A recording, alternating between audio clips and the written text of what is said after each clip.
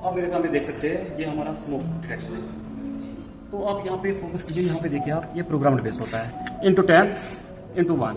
Into 10 का मतलब क्या होता है, ये 10 सीरीज में होता है, जैसे 20, 30, 40, 50, 60। और इंटू 1 होता है, जैसे हमें मैंने यहाँ पे मान लो 1 रख दिया और यहाँ पे मैंने 2, इसका मतलब 12 नंबर होता है ये। तो ये स्मोक डिटेक्शन ये नंबर के हिसाब से होता है। आप देख सकते हैं हमने यहाँ पे इंस्टॉल किया है।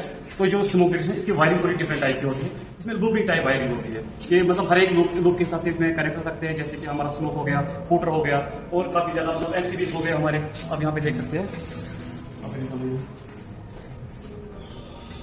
तो यहाँ पे हमारा एमसीबी लगा हुआ है।